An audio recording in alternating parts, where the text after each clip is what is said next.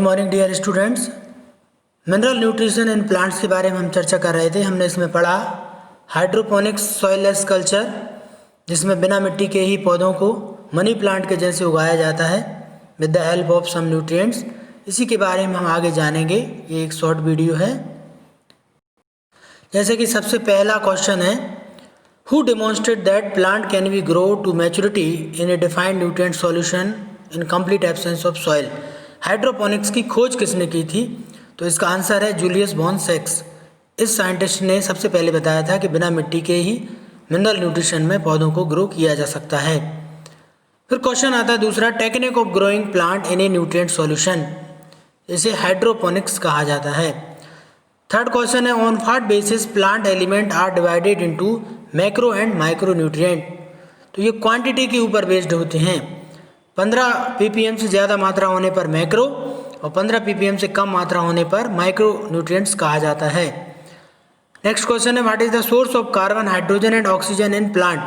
तो कार्बन का सोर्स है कार्बन डाइऑक्साइड, हाइड्रोजन का सोर्स और ऑक्सीजन का सोर्स है वाटर। ये क्वेश्चन नीट में पूछा जाता है बार बार, 11th-12th में पूछा जाता है। नेक्स्ट क्वेश्चन है, find the amount of macronutrient and trace element that is present in plant tissue. तो मैक्रोन्यूट्रिएंट हम कहेंगे 10 मिलीमोल से ज़्यादा मात्रा में होने पर मैक्रो और 10 मिलीमोल से कम मात्रा में होने पर इन्हें माइक्रोन्यूट्रिएंट की श्रेणी में गिना जाता है।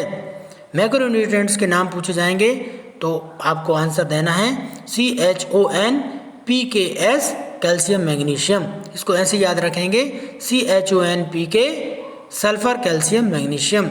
माइक्रोन्यूट्रिएंट जो बचे हुए शेष वो माइक्रोन्यूट्रिएंट हैं iron, manganese, copper, molybdenum, zinc, boron, chlorine and nickel.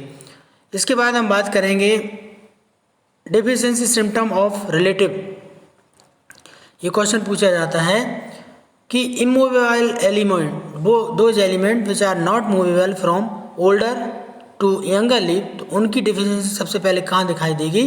तो ये जो मूव नहीं कर पाते इनकी कमी दिखाई देगी यंग टिश्यू में, क्योंकि ये मूव नहीं कर रहे हैं। यंग टिश्यू में यदि कम है तो यंग टिश्यू में तुरंत इनका पीलापन शुरू हो जाएगा, मुरझाना शुरू हो जाएगा। और यदि मोबाइल एलिमेंट हैं जो कि ओल्डर लीफ से यंगर लीफ में मूव कर जाते हैं, जैसे कि नाइट्रोजन, मैग्नीशियम, पोटेशियम और फास्फोरस, तो इनकी कमी के लक्षण सबसे पहले ओल्ड टिश्यू में दिखाई देंगे, क्योंकि कम होने पर पहले ही ओल्ड टिश्यू में लक्षण आ जाएंगे, तब जाकर ये यंग टिश्यू में पहुंचेंगे। यदि ये ओल्ड टिश्यू में लक्षण कम आ रहे हैं, लक्षण शुरू हो जा रहे हैं, कमी के लक्षण शुरू हो जा रहे हैं, इसका मतलब नाइट्रोजन, मैग्नीशियम, पोटास और फास्फोरस की कमी है। नेक्स्ट क्वेश्चन है, the concentration of the essential element below which plant growth is retarded. वो कौन सा कंसंट्रेशन है, वो थ्रेशोल्ड होल्ड वैल्यू क्या है जिससे कमी होने पर प्लांट ग्रोथ रुक जाती है? तो इस कंसंट्रेशन को क्रिटिकल कंसंट्रेशन कहते हैं। अगला क्वेश्चन है कि उस एंजाइम का नाम बताइए जो रूबिस्को एंजाइम और PP कार्बोक्सिलेज एंजाइम को एक्टिवेट करता है, उस एलिमेंट का नाम बताओ। तो ये एलिमेंट है मैग्नीशियम। रूबिस्को संसार में सबसे ज़्यादा पाए जाने वाला एंजाइम है। अगला क्वेश्चन है, any mineral ion concentration in tissue that reduce the dry weight of tissue by about 10%, उसे क्या कहेंगे? तो 10% से ज़्यादा मात्रा में होने पर उसको टॉक्सिक कंसंट्रेशन कहते हैं। अधिक मात्रा में भी एलिमेंट जो है वो विषैला प्रभाव शो करते हैं। मैंगनीज की टॉक्सिसिटी होने पर क्या होगा? मैंगनीज की टॉक्सिसिटी होने पर पत्तियां ब्राउन कलर की हो जाती हैं, भूरे रंग के धब्बे आ जाते हैं। इसके बाद क्वेश्चन है कि मैंगनीज की कमी होने पर और किस चीज़ की, मैंगनीज की अधिकता होने पर किस चीज़ की कमी दिखाई देगी? तो मैंगनीज की अधिकता होने पर ये आयरन, मैग्नीशियम और कैल्शियम को एब्जॉर्ब नहीं होने देता। तो मैंगनीज यदि अधिकतम है तो आयरन, मैंगनीज और कैल्शियम कम दिखाई देंगे, कमी के लक्षण दिखाई देंगे। अगला क्वेश्चन है, if radio isotope of mineral are supplied to soil then which vascular tissue help to translocate them in plant body. तो जाइलम जो है वो वाटर और मिनरल के ट्रांसपोर्टेशन के लिए रिस्पॉन्सिबल टिश्यू है। इसके बाद क्वेश्चन आया है, the process of conversion of nitrogen to ammonia. Nitrogen को अमोनिया में कन्वर्ट करने को क्या कहते हैं? तो इसको अमोनिफिकेशन या नाइट्रोजन फिक्सेशन कहा जाता है। और लास्ट क्वेश्चन है, find the name of bacteria in following reaction. इस रिएक्शन में नाइट्रोजन फिक्सिंग में कौन से बैक्टीरिया काम आते हैं? तो आपका आंसर है नाइट्रोसोमोनास, इसमें काम आते हैं। अगला क्वेश्चन है आपका कि ये रिएक्शन जो है वो किस बैक्टीरिया के द्वारा कंप्लीट की जाती है। कौन सी रिएक्शन है? अमोनिया और ऑक्सीजन आपस में मिलकर क्या बना रहे हैं? नाइट्रोजन के ऑक्साइड बना रहे हैं, नाइट्राइट बना रहे हैं। तो बैक्टीरिया का नाम है नाइट्रोकॉकस। नाइट्राइट को नाइट्रेट में बदलने वाले बैक्टीरिया नाइट्रोबैक्टर। बैक्टर मतलब कन्वर्टर, तो नाइट्राइट को नाइट्रेट में कन्वर्ट करने वाले हैं। नाइट्रेट को वापस फ्री नाइट्रोजन में कन्वर्ट करने वाले कौन से हैं? इनका नाम है सूडोमोनास और थायोबैसिलस। याद रखिए, वापस फ्री नाइट्रोजन में नाइट्रोजन साइकिल को कंप्लीट करने में सूडोमोनास और थायोबैसिलस इंपॉर्टेंट रोल प्ले करते हैं।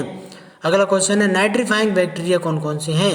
तो कीमो ऑटोट्रॉप्स जो हैं वो नाइट्रीफाइंग बैक्टीरिया हैं, जो केमिकल मेथड के द्वारा अपना फोटोसिंथेसिस ना करके कीमोसिंथेसिस कर सकते हैं, अपना भोजन खुद बना सकते हैं।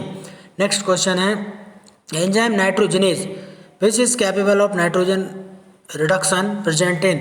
ये नाइट्रोजनेज एंजाइम जो नाइट्रोजन फिक्सेशन में इंपॉर्टेंट रोल प्ले करता है, किन में पाया जाता है? आपका आंसर रहेगा बैक्टीरिया में। और बैक्टीरिया किस किंगडम में? प्रोकैरियोटिक किंगडम में है। अगला क्वेश्चन है name the organism which are free living but as symbiote can fix atmospheric nitrogen. Generally ये राइजोबियम और फ्रैंकिया। राइजोबियम सिम्बायोटिक तरीके से रहता है और फ्रैंकिया जो है वो फ्री लिविंग रहता है। Frankia from symbiotic association, Frankia non leguminous के साथ भी एसोसिएशन कर सकता है।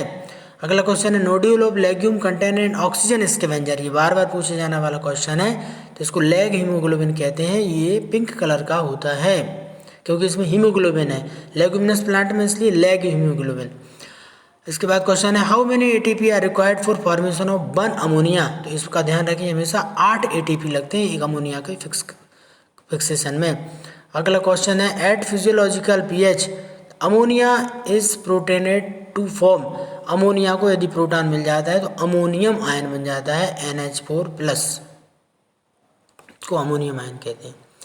इसके बाद क्वेश्चन है name the given reaction and enzyme involve. Alpha keto glutaric acid से ग्लूटामेट बनाने वाला एंजाइम है, ये रिडक्शन रिएक्शन है ग्लूटामेट डिहाइड्रोजनेज।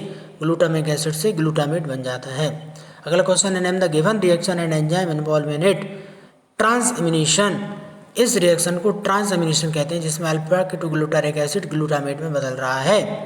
ट्रांसएमिनेज के एंजाइम के द्वारा ये होती है। अगला क्वेश्चन है write the 2 most important amide that are found in plant. Plant में पाए जाने वाले एस्पार्जिन और ग्लूटामिन, ये अधिकतर मात्रा में कहाँ पाए जाते हैं? सोयाबीन में सबसे ज़्यादा पाए जाते हैं, जो यूरिट्स के नाम से जाने जाते हैं। That have high nitrogen components, और ये सोयाबीन में प्रेजेंट रहते हैं। इसके बाद क्वेश्चन है some plant species can accumulate selenium and gold with some plant growing near nuclear test site take up radioactive strontium. इसके बाद क्वेश्चन है essential element must be absolutely necessary for supporting normal growth and reproduction. तो उनको हम essential element मानते हैं।